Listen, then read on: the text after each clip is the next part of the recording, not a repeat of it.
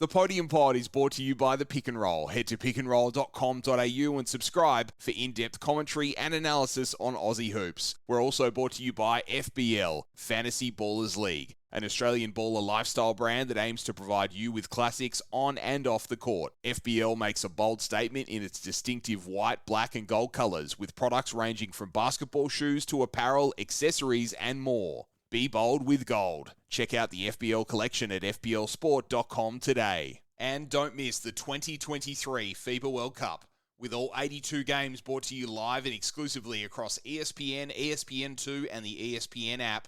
Plus, all Boomers games, Team USA games and finals will be available on ESPN via KO freebies at no charge.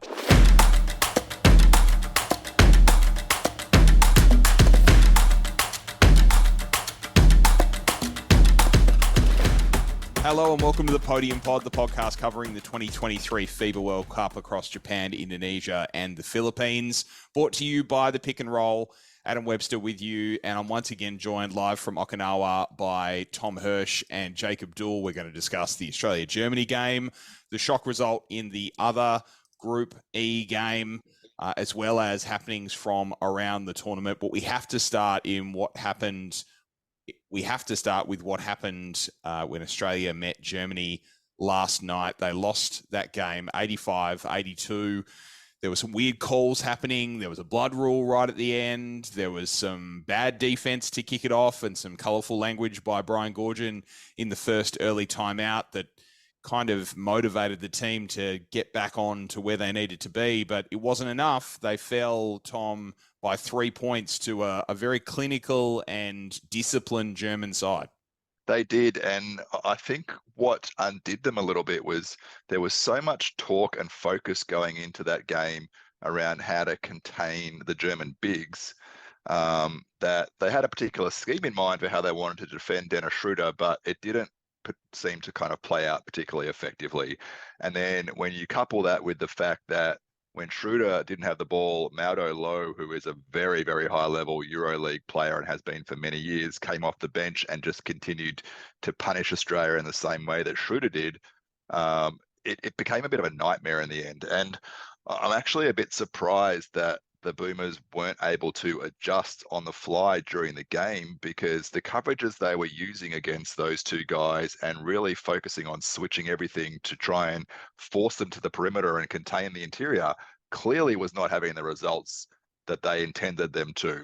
And something needed to change in that fourth quarter. And I think that's the shortcoming in how this game played out for Australia, more so than any of the missed calls or any of the other shenanigans that went on.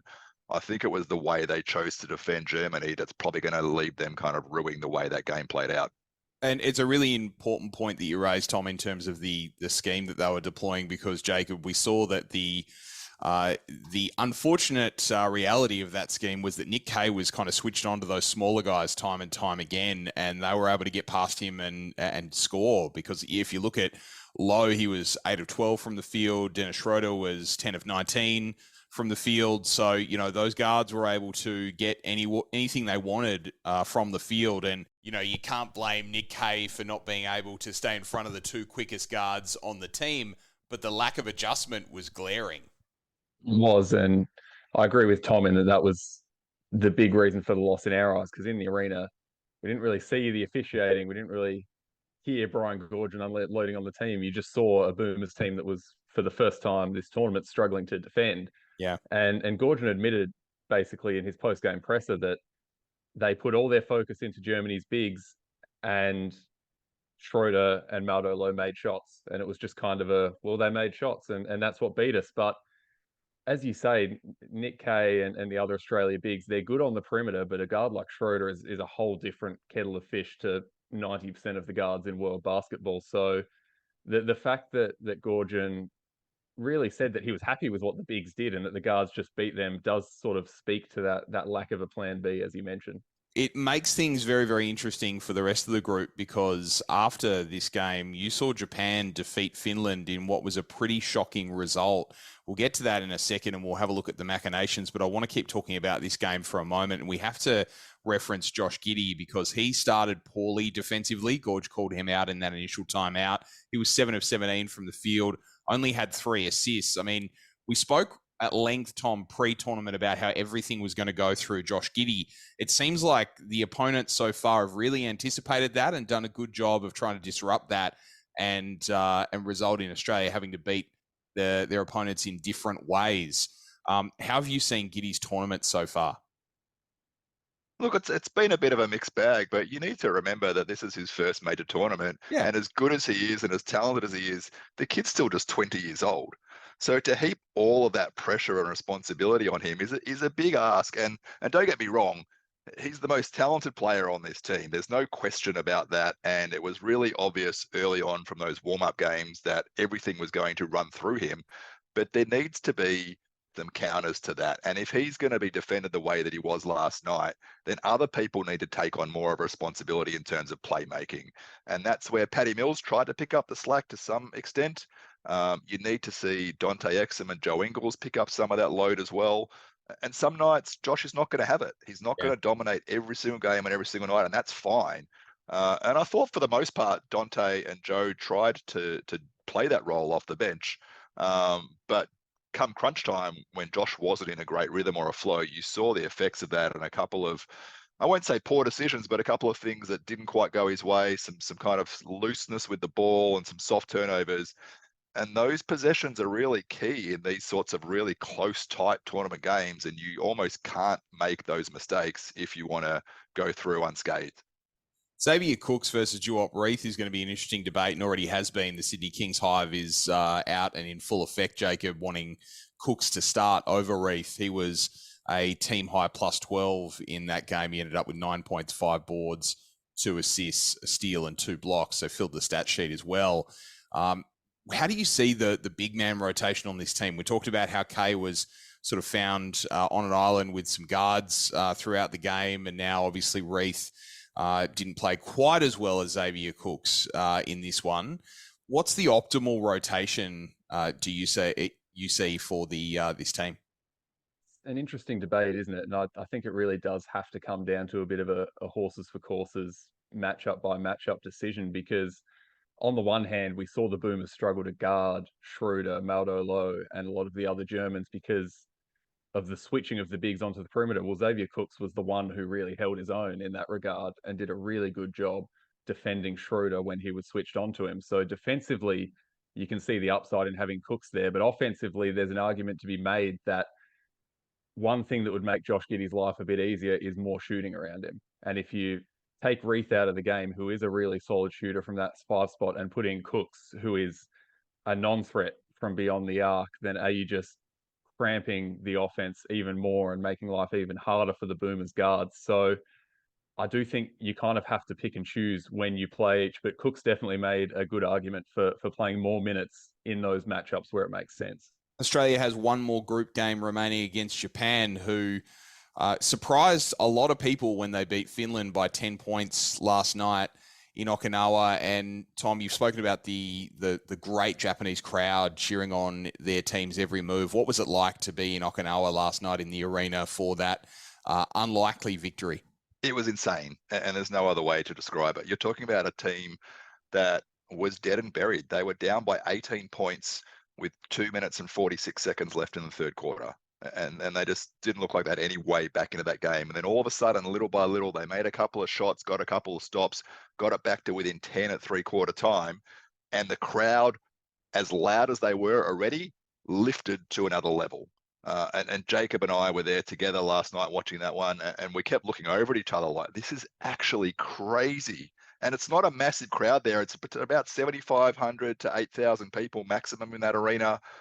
But they just hung on every possession and really helped to lift them down the stretch. And they had that huge fourth quarter, 35-15 in favor of Japan in that fourth quarter to go on and win by 10, and just got the stops when they needed, made big shots when they needed, really controlled the boards in that last quarter too. And I think that went a long way to them coming through with that. But it was just an unbelievable thing to witness. And then, you know, I was fortunate enough to chat with Udai Baba afterwards, and just the raw emotion of what that win meant to them. It was the first time Japan had ever beaten a European team in any kind of international play on the men's side of things.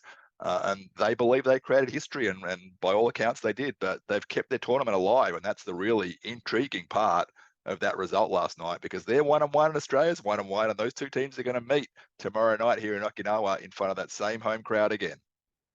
Jacob, it's winner take all in that matchup now. I mean, Joshua Hawkinson was fantastic for 28 points, 19 boards. He was 14 of 15 from the line, and really the free throw discrepancy in this game was a talking point, 34 to 14 free throws attempted. Any further comments from you on your experience in Okinawa Arena, watching Japan get that victory, and obviously what that means then for Australia having to go into that environment that you and I know very well in Tasmania with, the home crowd that Tom compared to the Jack Jumpers crowd? It is hostile, it's loud, it's difficult to be able to communicate because you can barely hear yourself think. So what are your thoughts on heading into that environment for Australia where they've, had a bit of support the first two games? Yeah, look, first of all, I'll second everything Tom said and say that it was just a surreal experience being in that arena. And I have to say, even after spending a lot of time in Hobart watching the Jack Jumpers play, this is on another level. Yep. In my mind. It's just absolutely crazy. And whether Japan is winning or losing, when they were down 18, the crowd was pretty much just as loud as when they came back and won. But I think this is going to be maybe more of a challenge than people think for Australia, potentially, if things go Japan's way, because there's some upside to this team still. You look at the win over Finland last night. Yuta Watanabe, their big name player, had 4 points. Udai Baba, who's played overseas a lot, he had 5 points. They weren't the guys who got them there. It was the young players on this team. Yuki Kawamura, who's only 5'8", but really just put on a clinic down the stretch. Kasei Tominaga, still playing in college with Nebraska. It's these quote unquote unsung players, at least outside of Japan, that did all the damage. So if they can fire the way that they did, and if someone like Watanabe can also get going, this is a tough team to stop when they're really rolling. So Australia is going to have to make some adjustments, tweak their game plan to suit the matchup, and not just come in there expecting to be able to experiment and cruise through to the next round. Tom, who are your key players heading into that Australia versus Japan game? Who do you look at across the Boomers roster that you think that individual has to go to another level if Australia are successful, and then obviously looking forward in the tournament if they progress to set them up for success as they come up against the big guns after finishing second in their group? Yeah, there's a couple of guys that I look at that I think we've just not gotten the most out of yet this tournament, and one is Duop Reith. And Yep. you look at what he did in the warm-up games and how easily he was scoring and diving to the rim against opponents, and we've just not seen much of that yet. We started to see a sliver of it last night in that third quarter, and also his ability to stretch the floor, but it just hasn't been effective offensively, and they really need to get him going because that will create more space for everyone else if Japan has to focus on an interior presence on the Australian offensive side. The other one is Josh Green for me, who just has not played enough in this tournament at all. And I know he's coming in a bit underdone. He had the elbow thing and he had the ankle thing, and Gord has been kind of ramping him back up slowly. But for mine, he was more effective than Matisse Thybulle in the game last night on both ends of the floor. He was better defensively on the ball in staying in front of Schröder, and he knocked down a couple of threes. And that's where, to me, he's the better option because he helps to spread the floor a lot more than Thybulle does. So I really want to see him get a really strong chance at playing a bigger role tomorrow night, if not even start ahead of Thybulle, because I think those two guys can then create more space for the likes of Giddy and Mills to operate when they have the ball. Didn't Gorge say that he preferred Josh Green's on-ball defense to Matisse Thybulle's team defense? That was a discussion we had a week ago, and yet we haven't seen that play out in the first two games. I mean, Jacob, does that speak to the severity of Josh Green's ankle injury potentially, or is it just something that Gorge has tried to make work given the more experienced players on this roster? Good question, because as you say, I was sort of under the impression from Gorge's comments pre-tournament that Josh Green would be starting in this tournament. As you say, he really praised his defense, called him Delhi on steroids when guarding on the ball. And as Tom said, he has that offensive upside over Matisse Thybulle as well. I had a feeling that he might emerge as, one of the leading scorers in this next generation of boomers coming through. So it has been a little strange to see him not playing as much as we maybe expected, and whether that's injury related or not, I guess will reveal itself over the course of time and in these next couple of games. But it would be a bit of a surprise if he doesn't get a little bit more burn coming up with everything on the line now. Well, elsewhere in the tournament, we just go around the grounds and look at each group. In Group A, Italy is now second. The Dominican Republic have won both of their games. So Italy end up in a must-win situation against the Philippines in their last game of the tournament to try and make it into that second round. Angola will play the Dominicans, so they also have a chance if they happen to win, but the Dominican Republic look like advancing through. Do you think, Tom, that there's any surprise in Italy falling to second in that group? Is it similar to Australia in that they just came up against a particularly difficult opponent and weren't able to get over the line, but should still progress and look to advance quite deep in this tournament? I don't know about advanced deep in the tournament, but they should come out of that group at least, and then we'll see what happens in the second round of the tournament for them. But I think they've just, as you said, they've faced a team that's different to past Dominican teams. When you add a Karl Anthony Towns to the mix, and he's such a load to handle, it can change the way that you play. And I think that's probably what happened with Italy last night, a bit of a surprise for them. But all credit to the Dominicans and how they've gone about it and put themselves in a really nice position moving forward. In Group D, they've also played 2 games to this point. Montenegro and Lithuania will play in 2 nights' time. And Jacob, those have been the 2 standout teams. They've got a point differential of both over 30 points. So they've been fairly dominant so far. It'll be really interesting to see Nikola Vucevic versus Jonas Valanciunas. And if Montenegro are able to surprise people and beat Lithuania in that last game. That is a real marquee matchup, isn't it? Because we've seen Valanciunas and Vucevic be the point of difference in each of their sides' first 2 games. There's not that many bigs of their caliber in this tournament. So Egypt and Mexico just couldn't quite match it with them. But when they go head to head, that's really going to be the decisive battle. And I think it's going to be really fun to watch them go at each other. So certainly one to watch, even though both teams are going to advance regardless. I think it could be a good spectacle and maybe a good precursor for what's to come down the line. And in Group H, a massive shock. France have been eliminated in this tournament after being a favourite for the top 4. I mean, Tom, no one really saw this coming. We knew that Latvia would put up a fight, but without Kristaps Porzingis, we didn't predict that they would win both of their first 2 games in this tournament. And for France, it looks like it was more defense that was the problem, because they were certainly able to put up points, but they just weren't able to stop the opposition. Yeah, look, I haven't had a chance to go back and watch that one just yet, but an absolute massive shock. You're talking about a team that won silver in Tokyo, they won bronze in China 2019, one of the best teams in the world of the last, 6 to 8 years. And no one would have thought they would get knocked out in the first round of this thing. But it just goes to show how competitive this tournament really is. There are no easy games, despite what you might think. And you really have to be on your A game at every single moment. And that's something that Australia is facing as well, obviously, heading into a danger game tomorrow night. So massive shock for France, but all credit to Latvia. No one would have expected this without Porzingis in that lineup. And the team with the biggest point differential so far is Canada at plus 85 through 2 games. They defeated Lebanon by 55 points overnight, which is probably you expected the result, but 55 points always feels pretty massive, Jacob. And, the Canadian team, no one scored more than 17 points and they put up 128. That is a sign of how deep they are. How they trust each other, how well they've been playing, and it's scary for the rest of the tournament, particularly given that Australia might be on their side of the bracket. It is a worry, isn't it, for a lot of other teams, because I think the hope was that Canada would come in as this group of talented players and not a team yet, and it would take them a while to gel and play together. But as you say, they have a really balanced scoring load in this game against Lebanon. They break their own FIBA World Cup record for most assists in a game. 44 on 50 field goals. That's insane. When do you ever see that? It's ridiculous. And it just, as you say, it just speaks to the fact that this is a really good team, not just a good group of players like people viewed them as. So they were already dangerous based on talent alone. So if they're going to be playing this kind of good basketball, they should be one of the favorites in this tournament now.